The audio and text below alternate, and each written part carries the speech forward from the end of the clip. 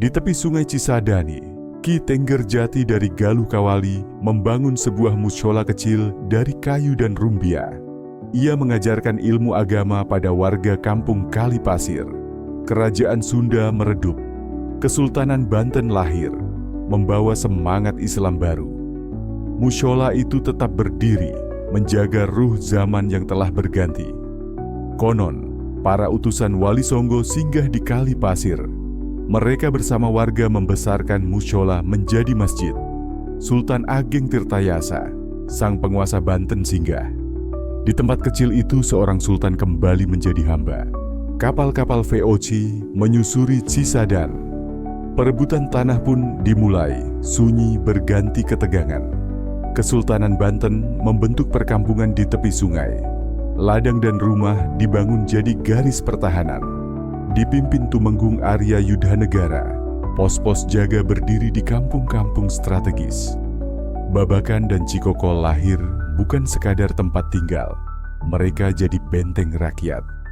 VOC membalas, sebuah benteng megah mereka dirikan, menantang pengaruh Banten di bumi Cisadane. Perang pun meletus tak terhindarkan. Tahun demi tahun dilalui dalam bayang-bayang konflik antara Kesultanan Banten dan VOC.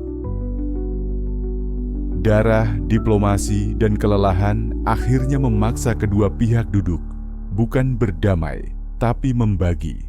Sebagai tanda batas, Pangeran Sugiri, putra Sultan Ageng Tirtayasa, menanam sebuah tetengger, tugu batu di tepi sungai. Ia berdiri tegak di bawah langit kelabu, di tanah netral yang jadi saksi banyak pertempuran. Warga menyebutnya Tetenggeran. Para serdadu VOC menyebutnya dengan lidah mereka sendiri, Tangerang. Perjanjian menetapkan barat Cisadane milik VOC dan timur tetap wilayah Banten. Sungai tak lagi mengalir sebagai pemersatu, tapi sebagai garis pemisah kekuasaan. Meski Kali Cisadane membelah wilayah VOC dan Kesultanan Banten, batas itu tak setegas yang digambarkan peta. Penjagaan VOC pun longgar selama tak ada laskar bersenjata yang melintas. Ketika istri Sultan Ageng Tirtayasa wafat, sang sultan memakamkan jenazah di Masjid Kalipasir yang berada di wilayah VOC.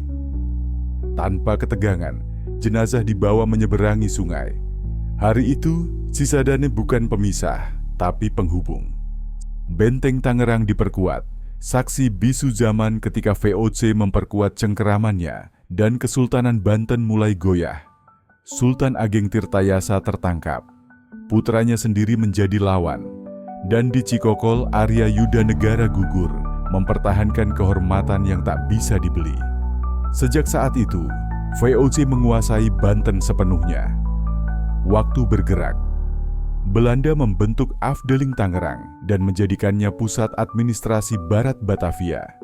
Kampung Tetenggerean menjadi Onderdistrik Tangerang, mencakup kampung-kampung yang tumbuh di sekelilingnya.